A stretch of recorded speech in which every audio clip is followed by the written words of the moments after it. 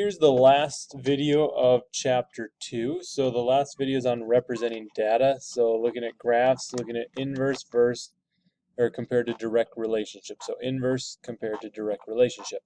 Now a variable is a quantity that can change in value. Now the two types of relationships, as I already said, are direct or indirect. So the first one we're going to talk about is a direct proportion or a direct relationship. Now, when you have a direct relationship, if you divide the two variables, the y by the x, it will give you a constant. So you see y divided by x will give you a constant. So if you look at any two data points, they'll give you a certain value. Then if you look at any two other data points, they'll also give you that same value. We'll look at that in a second here. So the quotient equals a constant.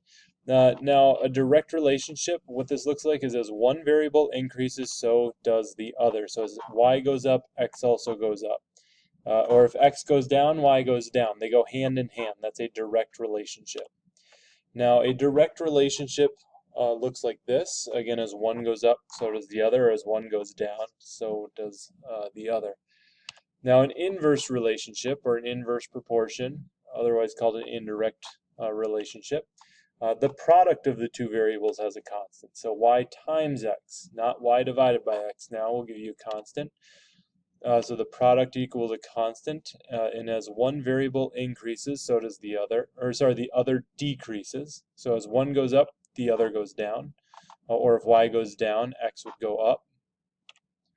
And this is the shape of an inverse relationship. So some examples here, or the only example we'll do. You've got some data, some practice data here. You've got the x-axis and the y-axis, and this isn't in your notes, so you can just watch. You don't need to write this down. You can see that we have miles per hour, velocity over here, miles per hour, and then here's our data for that right here. Now, oops, might be pushing a button there. Now the y-axis is in hours, and here's the data for the y-axis. Now the questions that you'll be asked are, what is the relationship between the x and y variables? Is it direct or inverse? What's the shape of the graph? What is the equation? And solve for the constant. Now what you can do to start with to figure out if it is direct or inverse is you can just kind of look at the data. As the data goes up here on the x-axis, the data here is going down. So as one goes up, the other goes down. So you can just eyeball it and look at it like that. So I would say that the relationship, hold on, I'm finding my pen here, is an inverse relationship. As x goes up, y goes down.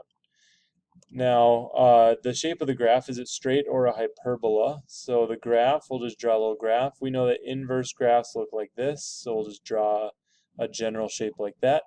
Now, which equation? Remember, this is the equation for a direct relationship. This one is the equation for an inverse relationship. So let's test this just to make sure. So if we multiply x times y, so let's multiply all these. If we multiply them all, they should give us the same value. Now, if I do 10 times 1.25, that gives me 12.5.